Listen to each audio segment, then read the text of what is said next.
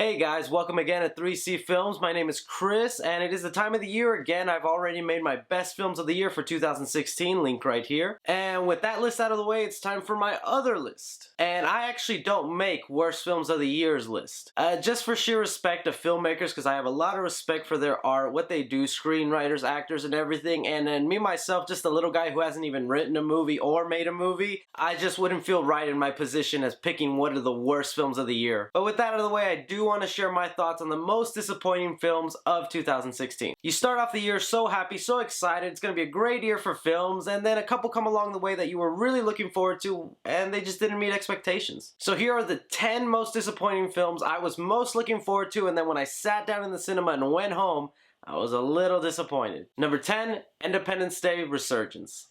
Now actually this shouldn't be any surprise. I don't think a lot of us were expecting this to be an amazing film, but being a fan of the first Independence Day film, I was hoping just a little bit for it to be good. Not even to be good, just to be entertaining, watchable, something I can pop in whenever I have friends over or just need to do some work around the house and need background noise. And this film wasn't even that. This film is a clear example why you don't wait over 10 years to make a sequel for a film. It was just silly, boring, nonsensical, the CGI was lame, none of the returning characters were interesting enough, or even seeing like an old friend and being happy to have them on screen. Just really a waste of time. Number 9, The BFG. Yes, I know I'm putting a Spielberg film on this, but I have to remind you guys, this is not the worst films of the year list. A lot of these films are actually okay, but this is one I had high hopes for because of the man, Steven Spielberg. You slap that name on a movie and it has to be worth watching, enjoyable, and good. And the BFG was watchable, but it didn't have that childlike sense wonder that you had when you watched E.T. I just remember being in the cinema and watching those scenes where the BFG is farting bubbles and thinking to myself, Spielberg, what are you doing? I think the movie started off really cute, but then really lost its way all the way through the film. And I think a lot of that might have been blamed to the source material. I mean, it is a children's book. I think Steven Spielberg is a man who has earned the right to change source materials to better adapt it for a film. I just left the cinema thinking meh, and that's not something I want to have felt when I'm watching a Steven Spielberg film. Number 8, Xmen Apocalypse. There is going to be a few superhero films on this list just because I am a comic book nerd, and I had high hopes for Xmen Apocalypse. I wouldn't say it was a bad film, but it wasn't anything compared to the first two, the X-Men First Class and Days of Future Past. And I think a lot of that has to do with Bryan Singer directing the film. While I love the guy as a director, I think his time with the X-Men is past. The success from First Class and Days of Future Past I think comes a lot from Matthew Vaughn, because he directed the first one, and then he did 80% of the work for Days of Future Past, left that project to go do Kingsman, then Bryan Singer came in, filled in the parts, and then directed the film. And then when you get Bryan Singer to do 100% of the work, this is kind of what comes out for an X-Men film. I want to ramble and ramble on about why I'm so disappointed, having the fact that every film is jumping 10 years. I mean, we saw Quicksilver in Days of Future Past, he was what, maybe 16 at the minimum? So that means when we see him in Apocalypse, he's at least 26. What was he doing for 10 years just sitting around in his mom's basement? Why didn't he go to the school, learn how to use his powers, become really strong, and then be able to kick Apocalypse's ass? Still, it had a lot of great moments. I did enjoy some of the Magneto moments, but again, he was underused and just turned as a henchman for no reason. Magneto is not a henchman. But again, like I said, a lot of great moments. I did like the Quicksilver scene again. I did find it heartbreaking, that scene with Magneto and his family. And of course, I love how they reintroduced Cyclops, one of my favorite mutants. I just hope they can continue carrying it on and maybe just get a different director. Number 7, Girl on the Train. Now, I had anticipation for Girl on the Train because of the author of the previous book. Girl on the Train is based off a book of the same name, and that author made a book called Gone Girl. And that was adapted into a film directed by David Fincher of the same name, Gone Girl. And we all know how amazing that film turned out. So when I heard they were adapting another one of her books, I was excited to see it. I had all my friends who read books tell me, oh, it's such a good book, it's really good. I'm like, well, the movie better be good too then. And then you go in to watch the film and it's just a bunch of bad people with a lot of sex, a lot of betrayal. Then the twist is revealed and you're just like, okay, I guess that's a twist. I was honestly bored throughout 70% of this film, and not even Emily Blunt's performance could have saved it. I was honestly annoyed by her character. Number 6, Blair Witch. I am a huge horror fan. I love horror films. So when I heard they were remaking, rebooting, giving it a sequel to the Blair Witch, the original one, and not doing it in the way they did with Book of Shadows, I was really excited to see what they would do because they basically started the found footage horror genre. And then give them 10 years, they gotta step up the game again and give us something new to do. And then you watch the film and it's just sort of an updated version of the last one. And honestly, if you go back to watch the original, it doesn't hold up all that great, especially with all the horror found footage films we have today. I mean, it is the definition of cliches in found footage. I mean, hide the camera, only show sounds, blurry vision, shaky cam, and they still do sort of that at the Blair Witch. I mean, they did do cool stuff with adding drones, having earpieces, making it more believable on how they can get every angle. But the film just turned out to be dull and unexciting and really nothing new, and I forgot about it within 2 days.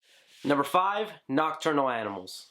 Now, I was excited to see Nocturnal Animals because of the star power. You have Jake Gyllenhaal, Amy Adams, Armie Hammer, Michael Shannon, and the trailer, while it wasn't fantastic, it looks like it was hiding something from you that made you want to see the film because it wasn't ruined for you in the trailer. And you realize it's 2 movies. One, a drama about an affair and a marriage and what that means for the characters, and then a family horror roadside movie. And honestly, I would have rather have taken the B horror movie starring Jake Gyllenhaal than the love affair marriage with Amy Adams and Armie Hammer. There is one good movie inside this movie, but everything else was almost a little boring. And honestly, it's so sad to say that because Jake Gyllenhaal's performance is amazing in this film. He really breaks down as this character. It was the only thing that made me keep wanting to watch the movie to see what would happen to that character. Everything else I could have done without. Number 4, Bad Santa 2. Now, Bad Santa, the original, is one of my favorite Christmas films of all time. It's the one I watch every year without a doubt. I love the raunchiness, the dark humor, the characters. Billy Bob Thornton as this drunk Santa who is gonna rob the mall at the end of the year. It's just a fun film to watch that actually has a surprising amount of heart. I just love it every year. And again, this is one of those films that many years later they decided to make a sequel out of nowhere. And of course I was a little hesitant because they did bring back the kid and he's not as cute and fluffy as he used to be. But hell, it's one of my favorite Christmas films of all time, so I was gonna give it a shot. And while I was semi-happy with the way it turned out, I was still disappointed because I felt it was lacking a lot of the heart that the original had. It didn't hold back on the raunchiness and dark humor, and the main problem was it came off silly and unwanted, unrealistic. The first one, you could believe that someone like this could exist, and this is probably how their life would play out. And this one, you're like, okay, this is a movie and I'm watching characters someone wrote. And that was just a little sad for me inside. Number 3, Warcraft. I think it's pretty obvious why this fell on my list. Warcraft was supposed to be the film that broke that record for worst video game films. And while I admit it was entertaining, I did like the orgs, the CGI was pretty flawless. The film, as a non-Warcraft player, was pretty confusing, not that interesting. Action was great though. And in fact, when the film ended, I was excited to see what they would do with this world because I think they did set it up nicely. But honestly, if they made that sequel, it would really depend on how good that trailer is. And then I'd still have to decide whether I want to go to the theater to see it or just wait till I'm able to rent it. Still holding out hope for that good video game movie though. It's out there somewhere.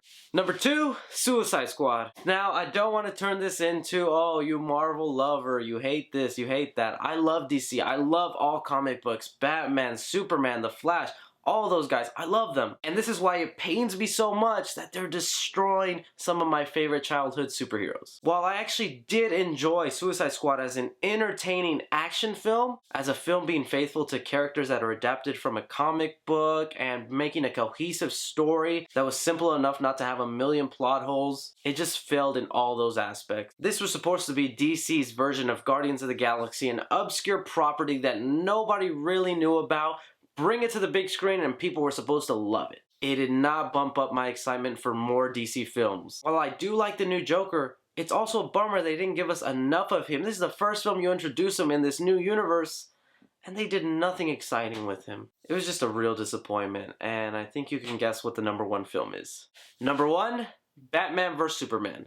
The film that I thought would not suck in a million years or even make less money than anticipated because you have Batman versus Superman, a film every comic book fan, whether you love Marvel, whether you love DC, has been wanting to see for years, was pretty awful. I remember watching the film and trying to force myself to like what was happening on screen, but every time some plot hole would happen or a bad character development was going on I was just grinding my teeth and anticipating all the nasty comments people were gonna make. And like I said, these are characters I love. These are characters I want to succeed, even have an okay good movie. They're not even really making that. I think I'm just being a little overly harsh because I did like the new Batman. I always liked Henry Cavill as the Man of Steel. But when it comes down to the story and the reason why these guys are together, I think it's hard for even my 7-year-old nephew to understand. You make bold choices by hiring Jesse Eisenberg as Lex Luthor, but then you don't even stay faithful to what the character is about. I still have extremely high hopes for Justice League, and I can't wait to see that film. I can't wait to see Wonder Woman. That looks amazing. But I think from now on, when a DC film comes out, I'm just really gonna reserve my excitement, as hard as that's gonna be, because I am a comic book fan. I know they're gonna hit their landmark soon enough, and when that happens, I will be praising them just as much. But anyways, guys, those have just been my top 10 most disappointing films of 2016. Please let me know what your most disappointing films of the year were. And do remember, these aren't the worst films of the year. It's just films you had high expectations for, and they just didn't meet them. But as always, guys, I'm Chris.